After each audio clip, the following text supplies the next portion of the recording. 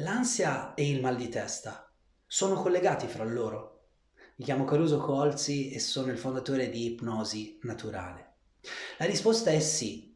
L'ansia e il mal di testa spesso sono legati fra loro, ma non direttamente attraverso l'ansia, più che altro perché i soggetti ansiosi tendono ad irrigidirsi e tendono a irrigidire spesso un muscolo importantissimo per la loro respirazione, che è il diaframma. Quando il diaframma è bloccato o super contratto, manda in contrazione anche i muscoli dove si ancora, cioè C3, C4 e C5, ma in particolar modo C4, cioè la parte cervicale, e quindi i soggetti ansiosi spesso hanno il collo e la cervicale sempre contratta. Questo tipo di contrazioni non permette un buon afflusso sanguigno, non permette di rilassarsi mai e quindi spesso e volentieri si arriva ad avere mal di testa. La buona notizia è che c'è un rimedio supernaturale, cioè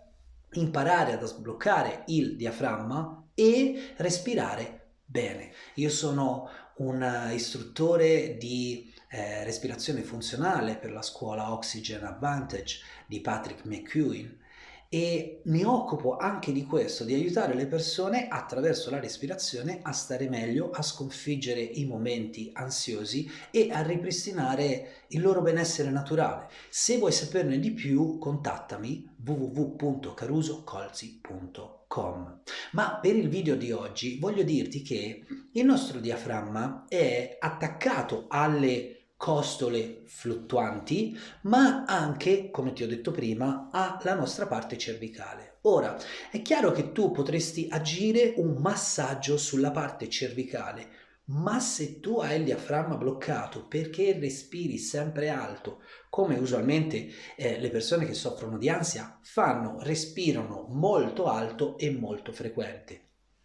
Facendo così non hanno un buono scambio di ossigeno all'anidride carbonica, hanno pochissima tolleranza con l'anidride carbonica e quindi si crea un circolo vizioso per cui il cervello continua a dire sono in stress, sono in stress, sono in stress. Quindi contrazioni, cattiva circolazione, vasocostrizione e insomma ci sono tutti quanti gli elementi per vivere veramente una vita brutta.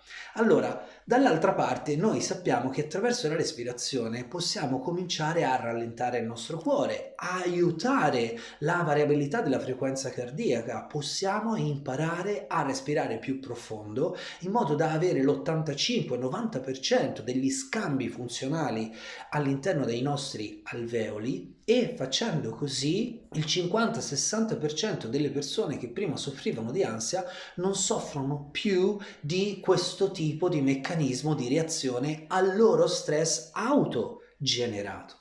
Se vuoi saperne di più, se vuoi cominciare un tuo percorso, anche molto breve, te lo assicuro, per stare subito meglio e abbassare immediatamente la soglia dei dolori alla testa, contattami www.carusocolzi.com. Ricorda, respira sempre col naso, respira profondamente e rallenta il respiro. Così facendo, gradualmente il tuo diaframma comincerà a funzionare come dovrebbe funzionare e se ancora non sei riuscito a sbloccare il diaframma, contattami perché ci sono davvero tanti esercizi naturali che puoi fare nell'intimità di casa tua quotidianamente e in breve tempo migliorare.